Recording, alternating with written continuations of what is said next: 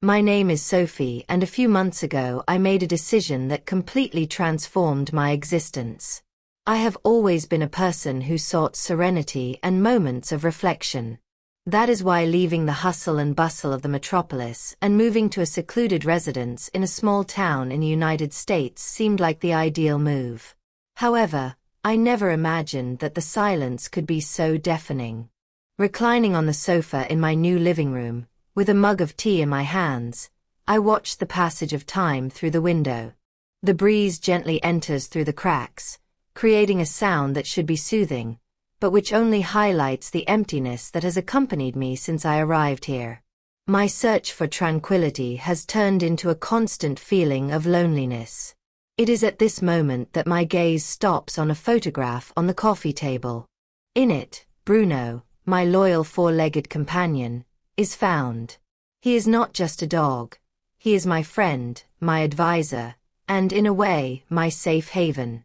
I vividly remember the day we met, as if it had happened yesterday. It was in an animal shelter, on a rainy, melancholy day. As I wandered through the hallways, my eyes met his. He was huddled in a corner, observing everything with a look that seemed to decipher my soul. "He needs someone to love and care for him," the volunteer said. And I knew in that instant that I was the one he belonged with. Without hesitation, I signed the papers and took Bruno home. The first few months of his adjustment were smooth. Bruno was a curious and joyful dog. We would walk every morning in the park, where he would run around as if he were discovering the world for the first time. In the evening, he would settle at my feet while I watched a series or immersed myself in the pages of a book. His presence filled the emptiness I had felt since I had left the city. He was not just an animal companion. He was an essential part of my new routine, a point of balance that I had not known I needed. Over time, however, I began to notice subtle changes in his behavior. Bruno seemed more alert to the sounds around him, pricking up his ears at the slightest noise and wandering around the house as if he were unraveling some mystery. His eyes fixed on me were more intense, as if they were trying to convey something that I did not understand. One night, to my surprise, he climbed into bed and snuggled up next to me. It was unusual for him to do this, since he always slept at the foot of the bed. Despite the strangeness, I accepted his company that cold night. His warmth was comforting, but something inside me could not find complete peace. In the following days, Bruno's behavior became even more unusual. He began to stand still in front of the door, staring at it, as if waiting for someone to arrive. During our walks in the park, he would sniff every corner urgently, pulling on the leash so hard that he almost threw me off balance. Until, on one of these walks, something unusual happened. Bruno stopped suddenly. His eyes were fixed on a man who was standing next to a car. Before I could react, he pulled on the leash vigorously and ran towards the stranger, wagging his tail enthusiastically. The man smiled and petted Bruno. "He's big, but he has a kind heart," he said. I apologized sheepishly as I brought Bruno back. However, the interaction left me with many questions. Why did Bruno react that way? What was it about that man that caught his attention? When we returned home, Bruno seemed agitated. He drank water quickly, but soon positioned himself near the door, again as if waiting for something to happen. That night, he jumped into bed again, lying so close that I could barely move. Despite the comfort that his presence brought, a feeling of alertness grew in me. The next morning dawned cloudy, with the wind shaking the trees in the garden. Bruno stood next to me, tense, with a fixed gaze that made me uneasy. I got up carefully and went to the kitchen to make coffee, but he followed me so closely that I almost tripped over him. "What's wrong, boy?" I asked, trying to remain calm, although the tension was palpable. He just kept staring at me, as if he was expecting something from me. The rest of the day was marked by his restlessness. Bruno wandered around the room, sniffing every corner. Not even his favorite toys could distract him. That night, while I was watching television, he came over to me and put his head on my lap.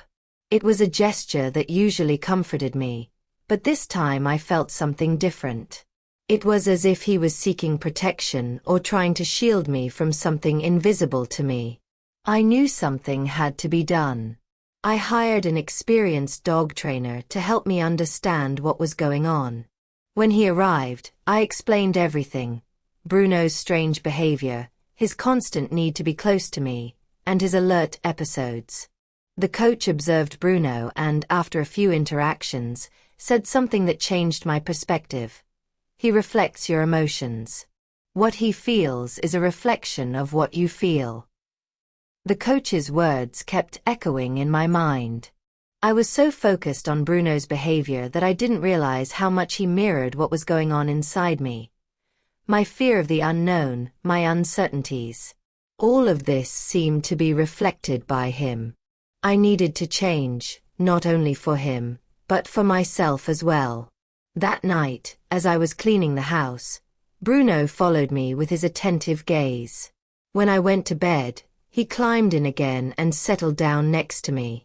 But this time, something in me had changed. Instead of trying to push him away, I accepted his presence and felt a comfort I hadn't felt in weeks.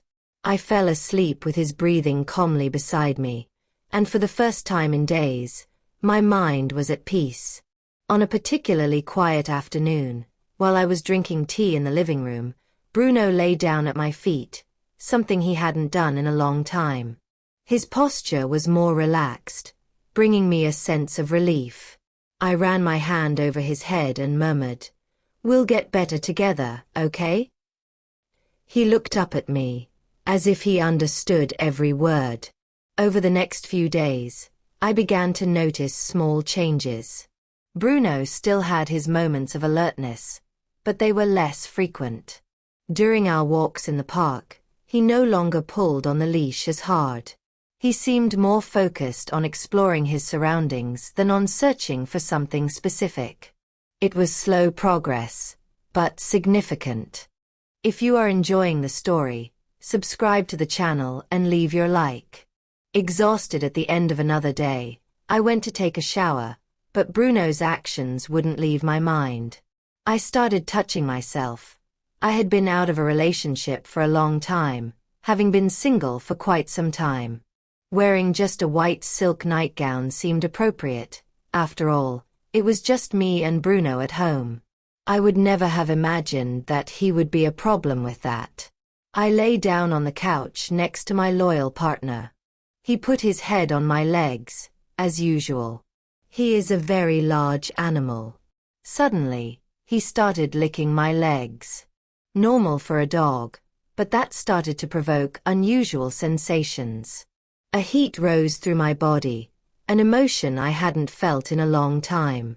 I started to sweat and became wetter than before the shower. I think Bruno smelled the scent, so he started licking me more, which was normal for a dog. When I realized, he was interacting with my glass. I was so involved that I didn't pay attention. I was very emotional. I had never experienced that before. Not in that way or with that intensity. When I poured my white wine, I noticed that his umbrella was up. He realized that my happiness had already reached its peak. I think it was the smell. I tried to push him away, but I couldn't, or maybe I didn't want to. When I tried to get up, he put his paws on my waist. He was very big. In a quick movement, his umbrella touched my glass. I never thought it would fit so perfectly. The more I tried to get away, the closer he pulled me. I couldn't handle the emotion inside me and spilled the white wine again. Bruno continued and, judging by his breathing, he was happy. Until he made the white wine overflow, spilling it over my glass in a display of happiness.